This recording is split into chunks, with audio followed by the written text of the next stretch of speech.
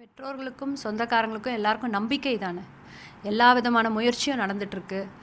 100% என்ன 200% போராடிட்டு முயற்சி செய்து கொண்டு இருக்கிறோம். அப்படி இது செய்கிறது எல்லாமே வந்து நமக்கு ஒரு அந்த குழந்தையோட அழுகுரலை மீண்டும் கேட்போம் அப்படின்ற அந்த நம்பிக்கையுடன் தான்.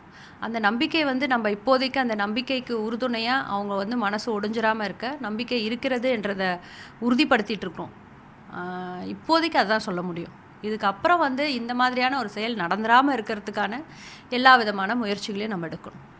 இவங்களோட மனநிலை எப்படி இருக்கும், அந்த ஒரு ஒரு இருட்டுக்குள்ளே இருக்கும் ஒரு குழந்தையோட அழுகுரல் கேட்குறதோ, இனிமேல் வந்து இந்த மாதிரியான ஒரு சூழ்நிலை நடக்கவே கூடாது அப்படின்ற பட்சத்தில் ஒவ்வொருத்தரும் தன்னுடைய கடமையாக எடுத்துக்கணும். தன்னுடைய கடமையாக எடுத்துக்கிட்டு இந்த மாதிரியான ஒரு ஆழ்கிணறோ இல்லாட்டி வேறு எந்த வகையான இருந்தாலும் நம்ம மக்களுக்கு எல்லாருக்குமே ஒரு இது என்னென்னா, அது நமக்கு நடக்காது, இது எனக்கு வராது, அது வேறு யாருக்கோ நடக்கும் அப்படின்ற அந்த ஒரு தன்மை இருக்கும். அதனால் இல்லை, யாருக்கு வேணாலும் எங்கே வேணாலும் எது வேணாலும் எப்போ வேணாலும் நடந்துடலாம்.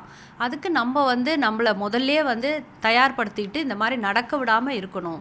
குழந்தைங்களுக்கும் பாதுகாப்பாக இருக்கணும், அந்த வீட்டில் இருக்க பெரியவங்களுக்கும் பாதுகாப்பாக இருக்கணும் போது இந்த மாதிரியான சின்ன சின்ன விஷயங்களெல்லாம் முதல்லே வந்து நம்ம அதை தொலைநோக்கு பார்வையோட இந்த மாதிரி குழந்தைங்க விளையாட வருன்றது அவங்க கற்பனையே செஞ்சுருக்க மாட்டாங்க. ஏதோ ஒரு மூலையில் ஏதோ ஒரு குழி தானே இருக்குது, யார் என்ன பண்ண போகிறாங்கன்னு.